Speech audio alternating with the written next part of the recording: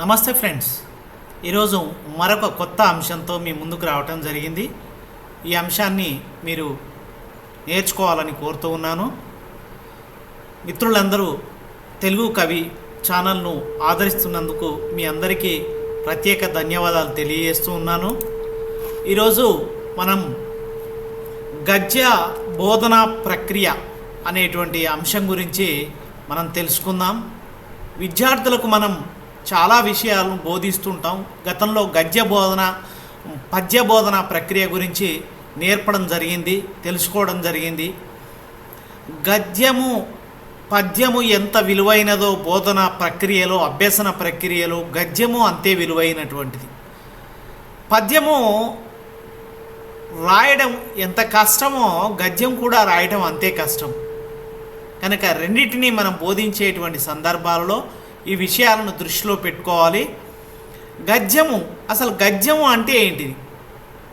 మనకు మాట్లాడేటువంటి భాషలో అర్థవంతమైనటువంటి ఒక వరుస క్రమంలో ఉండేటువంటి పదజాలమే గద్య రచన అని చెప్పుకోవచ్చు. అంటే మనం మాట్లాడేటువంటి భాషనే ఉంటుంది. ప్రాచీన గ్రంథాల్లో చూసినట్లయితే గ్రంథస్థమైనటువంటి భాష ఇంకా కొద్దిగా కఠినంగా ఉంటుంది.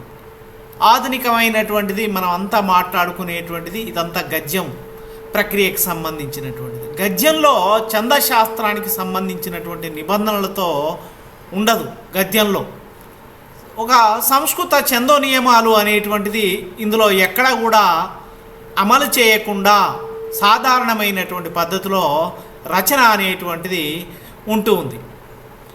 అదేవిధంగా పద్య రచనకు ఎంత ప్రాధాన్యత ఉంటుందో గద్యానికి కూడా అంతే ప్రాధాన్యత ఉంటుంది. అంటే పద్యం రాయడంలో ఎంత సృజనాత్మకతను మనం ప్రదర్శించాలో గద్యం రాయడంలో కూడా అంతే సృజనాత్మకతను, అంతే కొత్తదనాన్ని, అంతే ప్రాధాన్యతను ప్రదర్శించాల్సినటువంటి అవసరం అనేటువంటిది ఉంటూ ఉంది.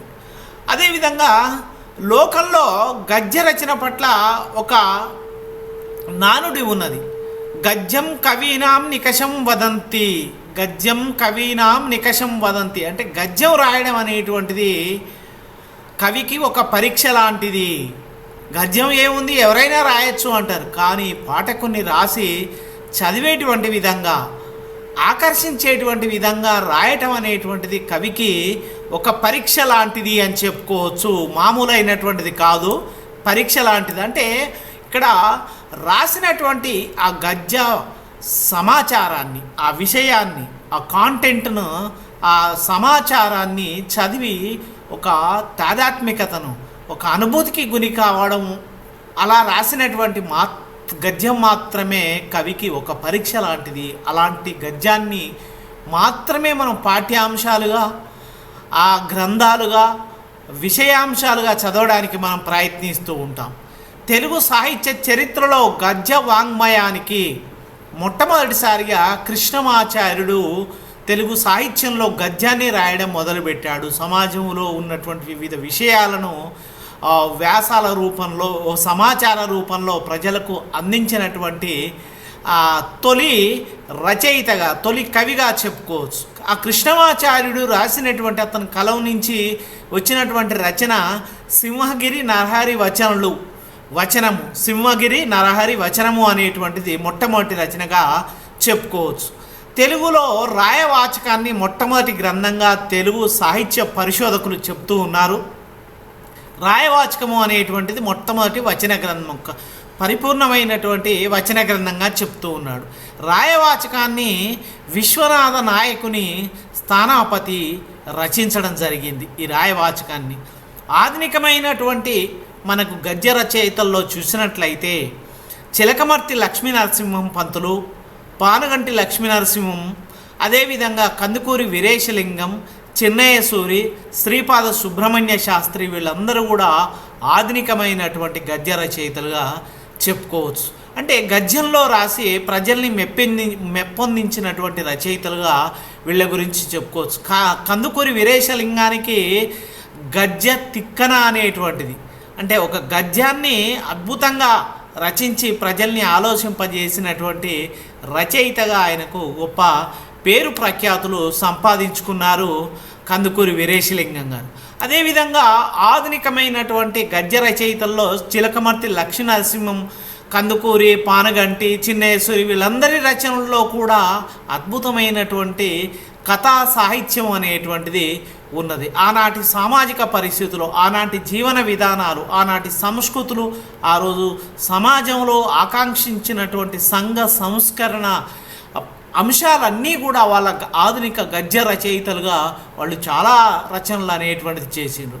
అయితే ఆధునికమైనటువంటి సాహిత్యంలో గద్యం అనేటువంటిది ఒక భాగంగా చూసినట్లయితే ఆ గద్యంలో కూడా కథలు ఉన్నాయి, వ్యాసము అనేటువంటిది ఉన్నది, జీవిత చరిత్రలు రాసినటువంటి రచయితలు ఉన్నారు, వాళ్ళ యొక్క ఆత్మకథల్ని కూడా రచించడం జరిగింది. నవలలు కూడా మన తెలుగు సాహిత్యంలో గద్య భాగంగా వచ్చినటువంటిది. నాటికలు అనేటువంటిది ఇవన్నీ కూడా ఈ ఆధునికమైనటువంటి ప్రక్రియలు బోధించడం ద్వారా విద్యార్థుల్లో ఒక సాధికారతను అనేటువంటిది పెంపొందించడానికి ఈ గద్య బోధన ప్రక్రియ అనేటువంటిది ఉపయోగపడుతూ ఉంటుంది. అంటే ఇవి కథ చదవడం ద్వారా, వ్యాసం చదవడం ద్వారా, జీవిత చరిత్రలు చదవడం ద్వారా, ఆత్మకథల ద్వారా, నవలల ద్వారా, నాటిక ద్వారా వాళ్ళలో మంచి భాషా నైపుణ్యాలు పెంపొందడానికి అవకాశం అనేటువంటిది ఉంటూ ఉంది. అదేవిధంగా మనం ప్రధానంగా ఇప్పుడు గద్య ప్రక్రియ గురించి చెప్పుకున్నట్లుగా గద్య బోధనా ఉద్దేశాలు, వీటినే గద్య బోధన ప్రయోజనాలుగా కూడా మనం చెప్పుకోవచ్చు. అంటే గద్యాన్ని ఎందుకు బోధించాలి, గద్యం యొక్క బోధించడం ద్వారా ప్రయోజనాలు ఏంటి, దాని ఉద్దేశాలు ఏంటి అని మనం చూసుకున్నప్పుడు విద్యార్థులకు భాషా అభివృద్ధి పెంపొందించడానికి, భాష పట్ల ఒక సాధికారతను పెంపొందించడానికి మనం గద్యాన్ని బోధించాలి. గద్య బోధన ద్వారానే విద్యార్థికి భాషా జ్ఞానం అనేటువంటిది పెంపొందుతూ ఉంటుంది. అదేవిధంగా భావగ్రహణము, భావ ప్రకటన సామర్థ్యాలు అనేటువంటిది విద్యార్థులకు వీటి ద్వారానే, అంటే గద్యంలో బోధించినటువంటి అంశాల ద్వారా విద్యార్థి భావాల్ని గ్రహిస్తూ ఉంటాడు. వాటిలో ఉన్నటువంటి సమాచారాన్ని, దాంట్లో ఉన్నటువంటి విషయాన్ని, దాంట్లో ఉన్నటువంటి విశేషణాన్ని, ఆ కథల్లో ఉండేటువంటి ప్రత్యేకతను తెలుసుకోవడానికి ప్రయత్నిస్తూ ఉంటాడు. అంటే విద్యార్థి కూడా అందులో ఉన్న కథల్ని, అందులో ఉన్న సమాచారాన్ని విని తను కూడా భావ ప్రకటన చేసేటువంటి జ్ఞానాన్ని పెంపొందించుకోవడానికి గద్య బోధన అనేటువంటిది మనం చేస్తూ ఉంటాం. గద్య బోధన ద్వారా విద్యార్థులలో మౌన పఠనం అనేటువంటిది, ప్రకాశ పఠనం అనేటువంటిది, క్షుణ్ణ పఠనం అనేటువంటిది, విస్తార పఠనం అనేటువంటిది, ఈ పఠన ఆసక్తులను పెంపొందించవచ్చు.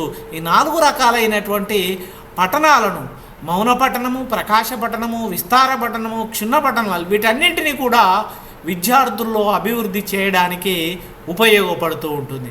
అదేవిధంగా గద్యాన్ని బోధించడం ద్వారా వాళ్ళలో విస్తృతమైనటువంటి పదజాల సంపద అనేటువంటిది పెంపొందుతూ ఉంటుంది. పదజాల సంపద ఎక్కడి నుంచి వస్తుంది అంటే గద్యాన్ని బోధించడం ద్వారానే, నూతనమైనటువంటి పదజాలాన్ని పరిచయం చేయడం ద్వారానే విద్యార్థుల్లో పదజాల సంపద అనేటువంటిది పెరిగి ఆయా సందర్భాల్లో తన నిత్య జీవితంలో మాట్లాడాలనుకున్నప్పుడు, తనలో ఉన్నటువంటి భావాలను ప్రకటించాలనుకున్నప్పుడు నూతనమైనటువంటి పదజాలాన్ని వినియోగించి తన యొక్క భావ ప్రకటన సామర్థ్యాన్ని నిరూపించుకోవడానికి అవకాశం అనేటువంటిది ఉంటూ ఉంది.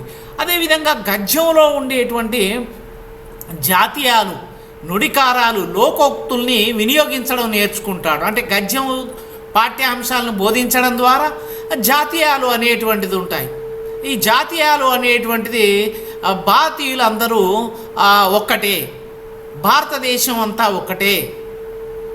అదేవిధంగా నుడికారాలు, భాషకు నుడికారం అనేటువంటిది ఉంటుంది, ఒక ప్రత్యేకమైనటువంటి శైలి అనేటువంటిది ఉంటుంది. లోకోక్తులు, సామెతలు, ఇవన్నీ ఈ లోకోక్తుల్ని కూడా ప్రయోగించడం నేర్చుకుంటాడు. సామెతలు అనేటువంటిది అంటే భాష గద్య భాగాన్ని బోధించడం ద్వారా విద్యార్థులకు ఈ లోకోక్తులు అనేటువంటిది, సామెతలు, నుడికారాలు, జాతీయాలు వీటన్నింటినీ ప్రయోగించడం నేర్చుకుంటాడు తను మాట్లాడేటువంటి సందర్భాలు.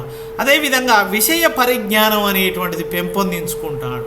అంటే గద్యం ద్వారా ఏదైనా ఒక కందుకూరి వీరేశలింగం ప్రహసనం ఏదైతే ఉందనుకోండి, ఆ ప్రహసనం ద్వారా దాంట్లో ఉండేటువంటి ఆ గద్య పాఠ్యాంశం ద్వారా ఒక విషయం అనేటువంటిది, అంటే మూఢనమ్మకాల పట్ల సంబంధించినటువంటిది, మూఢనమ్మకాల నిర్మూలనకు సంబంధించి ఒక పాఠ్యాంశాన్ని పెట్టామనుకో. ఉదాహరణ, వింటెనక పెరట్లో అరటి చెట్టు ఉండకూడదు అనేటువంటిది ఒక మూఢనమ్మకం. దీన్ని ఉంటే తప్పు లేదు అనేటువంటిది వీరేశలింగం గారు తన ప్రహసనాల్లో చెప్తారు. అంటే ఆ విషయాన్ని, ఆ కథను వినడం ద్వారా, ఆ వ్యాసాన్ని చదవడం ద్వారా విద్యార్థికి విషయ జ్ఞానం పెంపొందించుకొని ఒక సామాజిక చైతన్యాన్ని కలిగి ఉండడానికి ఉపయోగపడుతూ ఉంటుంది. అదేవిధంగా విద్యార్థులలో ఆలోచన, ఒక నూతనమైనటువంటి ఆలోచనలకు మార్గం వేస్తుంది.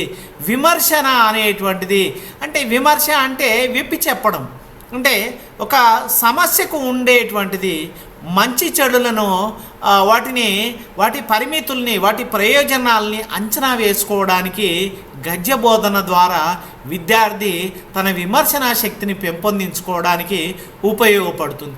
అదేవిధంగా కల్పనా శక్తి అనేటువంటిది, ఒక విషయాన్ని 4 వాక్యాలుంటే దాన్ని 10 వాక్యాలుగా చేసి చెప్పడం, కల్పించి చెప్పడం కల్పనా శక్తి. అంటే గద్యాన్ని చదవడం ద్వారా విద్యార్థి కల్పనా శక్తి అనేటువంటిది పెంపొందుతూ ఉంటుంది. అదేవిధంగా సృజనాత్మక శక్తి, చాలా అంశాలను తెలుసుకొని ఒక 100 కథలు చదవడం, ఒక 10 వ్యాసాలు చదవడం ద్వారా, ఒక 5 కథలు చదవడం ద్వారా తాను కూడా ఒక నూతనమైనటువంటి సృజనాత్మక శక్తితో కథలు రాయడం కానీ, వ్యాసాలు రాయడం కానీ, ఏదైనా ఒక నూతనమైనటువంటి సృజనాత్మక శక్తిని పెంపొందించుకోవడానికి ఉపయోగపడుతుంది అని చెప్పుకోవచ్చు. అంటే గద్య బోధన ద్వారా విద్యార్థులలో ఒక నూతనమైనటువంటి సృజనాత్మక శక్తుల్ని అభివృద్ధి చేయవచ్చు. విద్యార్థులలో ఈ పాఠ్యాంశాలు, గద్య పాఠ్యాంశాలు బోధించడం ద్వారా వాళ్ళ యొక్క సముచిత మనోవైఖరులను వాళ్ళు అభివృద్ధి చేయవచ్చు. అంటే సముచితమైనటువంటి మనోవైఖరులు, వాళ్ళ యొక్క యాటిట్యూడ్స్ అనేటువంటిది, వైఖరులను, సమాజం పట్ల ఒక సానుకూలమైనటువంటి దృక్పథాన్ని పెంపొందింపజేయవచ్చు. వాటిని చదువుకోవడం ద్వారా విద్యార్థులు సమాజం పట్ల, రచయితల పట్ల గౌరవ భావాన్ని కలిగి ఉండాలి, సమాజం పట్ల బాధ్యతగా కలిగి ఉండాలి. ఒక హరిత వనం గురించి ఒక పాఠ్యాంశాన్ని అది గద్య బోధన ద్వారా చెప్పడం ద్వారా చెట్లను పెంపకం అనేటువంటిది మన బాధ్యత, చెట్లను కొట్టివేయకూడదు, చెట్లను సంరక్షించుకోవాలి, మొక్కలకు నీరు పోయాలి, మొక్కలకు పాదు పెట్టాలి, ఇవన్నీ ఒక సముచితమైనటువంటి మనోవైఖరులు. అట్లా సముచితమైనటువంటి మనోవైఖరుల ద్వారా సమాజం పట్ల ఒక సానుకూలమైనటువంటి జీవన శైలిని పెంపొందించుకోగలుగుతాడు. అదేవిధంగా విద్యార్థుల్లో స్వీయ రచనా శైలి అనేటువంటిది అభివృద్ధి చెందుతూ ఉంటుంది. సొంతంగా తను కూడా రచనలు చేయడం అనేటువంటిది పెంపొందించుకుంటూ ఉంటాడు. వ్యాసాలు రాయడం, అదేవిధంగా కథలు రాయడం, అదేవిధంగా ఆత్మకథలు రాయడం, లేదా ప్రకృతి వర్ణనలు చేయడం, ఇట్లా స్వీయ రచనా శైలి అనేటువంటిది గద్యాన్ని బోధించడం ద్వారా విద్యార్థుల్లో మనం అభివృద్ధి చేయవచ్చు. తార్కిక శక్తి అనేటువంటిది, తార్కికమైనటువంటిది అంటే ఒక కారణాన్ని, ఒక ఘటన జరిగినప్పుడు ఆ ఘటనకు గల కారణాలు ఏంటిది? వర్షం పడడానికంటే ఉరుములు వస్తాయి. ఈ ఉరుములు ఎందుకు వస్తాయి? ఈ మెరుపులు ఎందుకు వస్తాయి? ఇక్కడ ఒక భౌతికమైనటువంటి చర్య జరుగుతుంది అనేటువంటిది, ఒక తార్కికమైనటువంటి శక్తి ఎక్కడి నుంచి వస్తుంది అంటే గద్య బోధన ద్వారా మాత్రమే. విద్యార్థుల్లో ఆలోచనా శక్తి అనేటువంటిది పెంపొందుతుంది. ఈ ఆలోచనా శక్తి ఎక్కడి నుంచి వస్తుంది అంటే గద్యాన్ని బోధించడం ద్వారా, విస్తృతమైనటువంటి విస్తారమైనటువంటి పఠన చేయడం ద్వారా, క్షుణ్ణమైనటువంటి పఠనం చేయడం ద్వారా విద్యార్థుల్లో ఆలోచన శక్తి అనేటువంటిది పెంపొందించడానికి అవకాశం అనేటువంటిది ఉంటూ ఉంది. గద్య పాఠాల్లో చాలా రకాలైనటువంటి ప్రక్రియలు అనేటువంటిది ఉంటాయి. మనం చూసినట్లయితే, మనం గద్య భాగంలో చూసినట్లయితే కథ ఉంటుంది, ఒక కథానిక ఉంటుంది. కథ అంటే చిన్నగా ఉండేటువంటిది. కథానిక అంటే ఒక 10 పేజీలు ఉండేటువంటిది. కథ అంటే 2 నుంచి 3 పేజీలు, 1 పేజీ కథలు కూడా ఉంటూ ఉంటాయి. అదేవిధంగా జీవిత చరిత్రలు ఉంటాయి. అంటే మహానుభావులైనటువంటిది, ఈ సమాజం కోసం తమ జీవితాలని త్యాగం చేసినటువంటి వ్యక్తుల యొక్క చరిత్రలు అనేటువంటిది జీవిత చరిత్రలు. ఇవి స్వీయ చరిత్రలు. ఒక వ్యక్తి తన జీవితం గురించి తను రాసేటువంటిది స్వీయ చరిత్ర. ఈ స్వీయ చరిత్రలు చదవడం ద్వారా ఆ వ్యక్తి యొక్క అనుభవాలను తెలుసుకొని వాటి ద్వారా విద్యార్థి కూడా కొత్తగా ఆలోచించడము, తార్కికమైనటువంటి శక్తిని, స్వీయ రచనా శైలిని అనేటువంటిది పెంపొందించుకుంటాడు. యాత్రా చరిత్రలు అనేటువంటిది ఏదైనా ఒక ప్రాంతానికి వెళ్ళినట్లయితే, కాశ్మీర దీపకళిక ఈ యాత్రా చరిత్ర కాశ్మీర్ గురించి, కాశ్మీర్ యాత్రలో ఉన్నటువంటి విశేషాల గురించి చెప్పేటువంటిది ఈ యాత్రా చరిత్ర ద్వారా. చాలా విషయాలు ఆ ప్రాంతాన్ని సందర్శించడం ద్వారా వాళ్ళు చూసినటువంటి ఆ కాలంలో ఉన్నటువంటి పరిస్థితుల గురించి తెలుసుకోవడం ద్వారా ఆ ప్రాంత చరిత్రను మరికొందరికి తెలియజేయడానికి యాత్రా చరిత్రలు అనేటువంటిది ఉంటాయి. లేఖా రచన అనేటువంటిది అంటే ఒక వ్యక్తి తన దూర ప్రాంతాల్లో ఉన్నటువంటి మిత్రులకు కానీ, తన కుటుంబ సభ్యులకు కానీ, బంధువులకు కానీ, ఉన్నతాధికారులకు కానీ అక్కడ ఉన్నటువంటి సమస్యల్ని కానీ, అక్కడ ఉన్నటువంటి ప్రత్యేకతల్ని కానీ, అక్కడ ఉన్నటువంటి సంస్కృతి సాంప్రదాయాలను వివరిస్తూ దూరంలో ఉన్నటువంటి వ్యక్తులకు రాసేటువంటిది లేఖారచన. ఇటీవలి కాలంలో ఈ లేఖారచన అనేటువంటిది పూర్తిగా లుప్తమైపోయింది, కనిపించకుండా పోయింది. పెరుగుతున్నటువంటి సాంకేతిక పరిజ్ఞానం అనేటువంటిది దీనికి కారణంగా చెప్పుకోవచ్చు. వ్యాసరచన అనేటువంటిది ఏదైనా ఒక అంశం గురించి విద్యార్థుల్లో వ్యాసరచన అంటే పర్యావరణ పరిరక్షణ, పచ్చదనం యొక్క ప్రాధాన్యత, అడవుల సంరక్షణ బాధ్యత, ఇలాంటి వ్యాసాల ద్వారా విద్యార్థులకు పాఠ్యాంశాలు, ఎవరైనా గొప్ప మహానుభావుని మీద బూర్గుల రామకృష్ణరావు గురించి పివి నరసింహారావు ఒక వ్యాసం రాస్తారు. అది విద్యార్థులకు ఉపయోగపడేటువంటి ఒక వ్యాసరచనకు సంబంధించిన పాఠ్యాంశం. రేడియో ప్రసంగాలు అనేటువంటిది, రేడియో ప్రసంగాల ద్వారా కవుల గురించి, వాతావరణ పరిస్థితుల గురించి, సామాజిక రాజకీయ విశేషాల గురించి రేడియో ప్రసంగాల ఆధారంగా వచ్చినటువంటి రచనలు కూడా ఉంటూ ఉంటాయి. ఏకాంకిక అనేటువంటిది అంటే ఒక 10 నిమిషాల సమయంలో పూర్తి ఒక అంకకాలం తీసుకునేటువంటి ఏకాంకిక, ఒక చిన్న విషయాన్ని చెప్పడానికి, సమాజంలో వ్యంగ్యంగా చెప్పడానికి ఉపయోగించేటువంటి ఒక ప్రక్రియ ఏకాంకిక అనేటువంటిది. నాటిక అనేటువంటిది ఇది కూడా ఒక 10 నిమిషాల సమయంలో పూర్తి చేసేటువంటిది, తక్కువ పాత్రలు కలిగినటువంటిది నాటిక. నవలిక అనేటువంటిది ఇది ఒక సుమారుగా 70 నుంచి 80 పేజీల్లో కలిగినటువంటిది, ఒక 2-3 పాత్రలను తీసుకొని చేసేటువంటి నవలిక అనేటువంటిది ఇదొక ప్రక్రియ.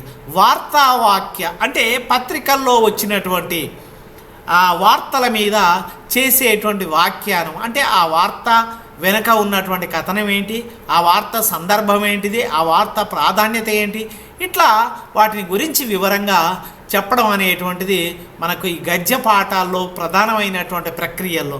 సంపాదకీయాలు అనేటువంటిది దినపత్రికల్లో చూసినప్పుడు ఖచ్చితంగా సంపాదకీయం పేజీ, 3వ పేజీ అనేటువంటిది మనకు కనిపిస్తూ ఉంటుంది పత్రికల్లో చూసినప్పుడు. ఈ పత్రికల్లో వాటికి సంబంధించినటువంటి సమాచారం అంటే వర్తమానమైనటువంటి సామాజిక జీవితాల మీద, వర్తమానమైనటువంటి రాజకీయ, సాంస్కృతిక, ఆ రోజు ఉన్నటువంటి ఆ సందర్భాల్లో ఉన్నటువంటి ఆ సామాజిక పరిస్థితుల్ని, ఆ స్థల కాలాల్ని తెలియజేసేటువంటిదే సంపాదకీయము అనేటువంటిది చెప్పుకోవచ్చు. కరపత్రాలు ఏదైనా ఒక ఆందోళనకు, ఏదైనా ఒక సామాజిక రుగ్మత మీద ప్రజల్ని చైతన్యం చేయడానికి తీసేటువంటిది. కరము అంటే చెయ్యి, పత్రము అంటే పేపర్, అంటే చేయి సైజులో ఉండేటువంటిదే కరపత్రం. పీఠిక అనేటువంటిది అంటే సాహిత్య రచనలకు రాసేటువంటి ముందు మాటలనే పీఠికలు అంటారు. ఈ పీఠికల ద్వారా కూడా కవి యొక్క రచన, రచనలో ఉన్నటువంటి ప్రత్యేకతలు, సామాజిక సాంస్కృతిక భాష శైలి, ఇవన్నీ విషయాల గురించి ముందు మాట రాసేటువంటి రచయితలు పీఠికలో చెప్తూ ఉంటారు. ఇవన్నీ కూడా మనకు ప్రధానంగా ఇవి గద్య ప్రక్రియలో వచ్చేటువంటి వాటిగా చెప్పుకోవచ్చు. అదేవిధంగా మనం విద్యార్థులకు చూసినట్లయితే ఈ గద్యాన్ని చతుర్విధ భాషా నైపుణ్యాలలో భాగంగా వాళ్లకు చతుర్విధ భాషా నైపుణ్యాలు అంటే శ్రవణం, భాషణం, పఠనం, లేఖనం, వీటిని చతుర్విధమైనటువంటి భాషా నైపుణ్యాలు అంటారు. అంటే గద్యాన్ని బోధించడం ద్వారా విద్యార్థులకు శ్రవణం, భాషణం, పఠనం, లేఖనం అనేటువంటి నైపుణ్యాలను పెంపొందించవచ్చు.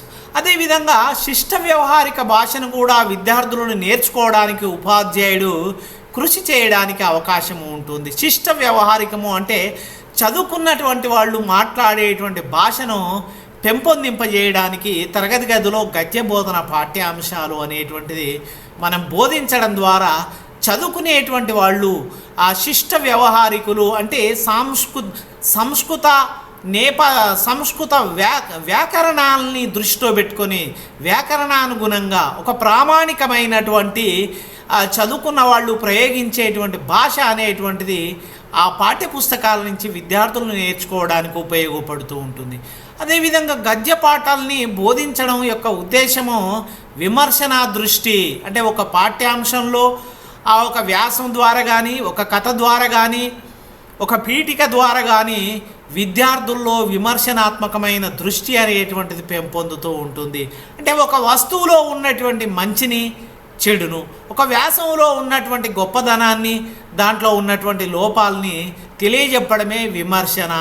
ఆ విమర్శన దృష్టి అనేటువంటిది గద్య బోధన చేయడం ద్వారానే విద్యార్థుల్లో అది అభివృద్ధి సాధించడానికి అవకాశం ఉంది. సృజనాత్మకమైనటువంటి శక్తి ఒక విద్యార్థికి ఒక ప్రక్రియ గురించి ఒక పాఠ్యాంశాన్ని చెప్పినప్పుడు ఆ విద్యార్థి మరొక వ్యక్తి గురించి తను కూడా ఒక వ్యాసం రాయడానికి ప్రయత్నిస్తూ ఉంటాడు. అట్లా విద్యార్థుల్లో సృజనాత్మక శక్తి అనేటువంటిది పెంపొందించడానికి అవకాశం ఉంటుంది.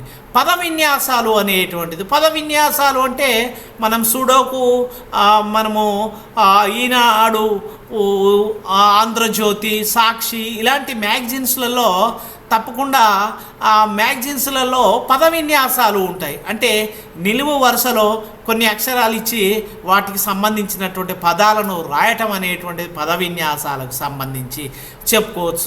వాక్య రచనా రీతులు అనేటువంటిది అంటే వాక్యాన్ని ఎంత సులభంగా, వాక్యాన్ని ఎంత చిన్నగా రాయాలి. చాలామంది వాక్యాలు పెద్దగా రాస్తూ ఉంటారు, కానీ వాక్యాన్ని చిన్నగా రాయడం ద్వారా గుక్క తిప్పుకోకుండా ఉండేటువంటి పరిస్థితి ఉండదు. చాలా ఈజీగా చదువుతారు. అంటే పత్రిక రచన చూసినట్లయితే వాక్య రచన చిన్నగా ఉంటుంది. అంటే చిన్న చిన్న వాక్యాలు రాయడం ద్వారా సులభంగా అర్థం చేసుకోవడానికి ఉపయోగపడుతుంది. భాషణం లేఖనంలో వీటిని ఈ పద విన్యాసాలను వాళ్ళ ఉపన్యాసాలలో, అదేవిధంగా రాసేటువంటి రచనలలో కూడా వీటిని ప్రయోగించడానికి ఈ పద విన్యాసాలు, వాక్య రచన రీతులు అనేటువంటిది ఉపయోగపడుతూ ఉంటాయి. ప్రధానంగా గద్య బోధన ద్వారా విద్యార్థులకు వ్యాకరణంలో ఉన్నటువంటి సందులు, సమాసాల బోధన ద్వారా విద్యార్థికి పదం యొక్క స్వరూప స్వభావాన్ని, సాధు అసాధు రూపాలను గుర్తించుకోవడానికి ఉపయోగపడుతూ ఉంటుంది. అంటే ఆ పదంలో ఉన్న సమాస పదాలు ఏంటి? దేవాలయము అని అంటున్నాం మనం, అదొక సమాస పదం. దేవ మరియు ఆలయము, ఇవి రెండు వేరు పదాలు. దేవుడు, ఆలయము, ఈ రెండు పదాలు కలిసినప్పుడు దేవాలయము అనేటువంటిది. సందులు అనేటువంటిది రామాలయము, ఇది ఒక సవర్ణ దీర్ఘ సంధి. రామ ప్లస్ ఆలయము, ఒక అర్థవంతమైనటువంటి రెండు పదాలు కలిసినప్పుడు వాటి మధ్య ఎలా సంధి జరుగుతుంది అనేటువంటిది విద్యార్థులకు గద్య బోధన ద్వారా, ప్రధానంగా గద్యాన్ని బోధించేటువంటి సందర్భాలలో సందులు, సమాసాలను, ఆ పాఠ్యాంశంలో వచ్చేటువంటి సమాస పదాలను, దీర్ఘ సమాస పదాలను విడదీసి చెప్పడం ద్వారా విద్యార్థులకు భాష పట్ల అభిరుచి అనేటువంటిది పెంపొందుతూ ఉంటుంది. భాషలో ఉండేటువంటి ఆ పద స్వరూప స్వభావాలను తెలుసుకోవడం ద్వారా ఆయా సందర్భాలలో విద్యార్థి కూడా వాటిని ప్రయోగించడానికి ప్రయత్నిస్తూ ఉంటాడు. అట్లా మన విద్యార్థులకు ప్రధానంగా సందులు, సమాసాలను ఈ గద్యాన్ని, పాఠ్యాంశాన్ని బోధించడం ద్వారా తెలియజేస్తూ ఉంటాం. గద్య ప్రక్రియను బోధించడం, గద్య పాఠ్యాంశాలను బోధించడం ద్వారా విద్యార్థుల్లో సారస్వతాభిరుచి పెంపొందించవచ్చు. అభిలాష, సారస్వత అభిరుచి అనేటువంటిది, అంటే సాహిత్యాన్ని చదవాలి, సాహిత్యం చదవడం ద్వారా చాలా విషయాలు నాకు తెలుస్తాయి అనేటువంటి ఒక అభిరుచిని విద్యార్థుల్లో పెంపొందించడానికి గద్య భాగాన్ని మనం ప్రోత్సహించవచ్చు. గద్య భాగాన్ని బోధించడం ద్వారా విద్యార్థిలో సారస్వత అభిలాష అనేటువంటిది, అభిరుచి అనేటువంటిది పెంపొందుతూ ఉంటుంది. అదేవిధంగా ఉత్తమమైనటువంటి మానవులుగా తీర్చిదిద్దడానికి గద్య భాగాన్ని బోధించాలి. గద్య భాగంలో ఉత్తమమైనటువంటి మానవుల యొక్క చరిత్ర, ఉత్తమమైనటువంటి పురాణ పురుషుల యొక్క చరిత్ర, ఉత్తమమైనటువంటి వ్యక్తుల యొక్క చరిత్ర గద్య భాగాల ద్వారా వ్యాసాల రూపంలో, జీవిత చరిత్రల రూపంలో, ఆత్మకథల రూపంలో ఇవన్నీ చెప్పడం ద్వారా, గొప్పవాళ్ళ గురించి వినడం ద్వారా ఆ విద్యార్థి కూడా ఉత్తమమైనటువంటి పౌరుడుగా తీర్చిదిద్దబడడానికి ఉపయోగపడుతుంది గద్య బోధన అనేటువంటిది. గద్య బోధన ద్వారా విద్యార్థులను భాష అధికారాన్ని, భాష పట్ల ఒక రకమైనటువంటి అధికారాన్ని పెంపొందించి భాషలో నిష్ణాతునిగా తయారు చేసి భాషా సంపన్నునిగా భాషలో ఉండేటువంటి ఆ పదజాలం ద్వారా విస్తృతమైనటువంటి పదజాలం పరిచయం చేయడం ద్వారా ఒక భాషా సంపన్నుడు అద్భుతమైనటువంటి పదజాల ప్రయోగం చేయడం ద్వారా మంచి ఉపన్యాసకుడుగా విద్యార్థిని అభివృద్ధి చేయవచ్చు. అదేవిధంగా రచనా వ్యాసంగం చేయగలగడం అంటే విద్యార్థికి గద్య భాగాన్ని బోధించడం ద్వారా, చక్కగా బోధించడం ద్వారా విద్యార్థులు మంచి రచనా వ్యాసంగం చేయగలిగినటువంటి సృజనకారులుగా అభివృద్ధి చెందడానికి ఉపయోగపడుతూ ఉంటుంది. అంటే గద్యం బోధించడం ద్వారా విద్యార్థుల్లో రచనా శక్తి అనేటువంటిది, రచనా సామర్థ్యము అనేటువంటిది పెంపొందింపజేయవచ్చు. గద్యాన్ని బోధించడం ద్వారా ఆచార వ్యవహారాలు, సంస్కృతి, సాంప్రదాయాలు తెలుసుకొని ఆచరిస్తారు. గద్య భాగం పాఠ్యాంశంలో ఒక సంక్రాంతి పండుగ గురించి ఉదాహరణ చెప్తూ ఉంటారు విద్యార్థులకు.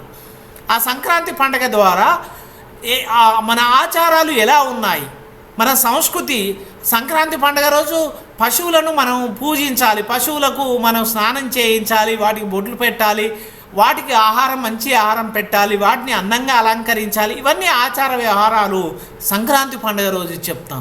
సంస్కృతి సాంప్రదాయాలు, సంస్కృతి అంటే ఆహారపు అలవాట్లు, కట్టుబొట్టు సంస్కృతి, ఆ రోజు మనం ఏం ఆహార పదార్థాలు తింటాం, ఇట్లా వీటన్నిటిని గురించి తెలుసుకోవడం ద్వారా విద్యార్థి సమాజ సంస్కృతుల పట్ల గౌరవ భావాన్ని కలిగి ఉంటాడు.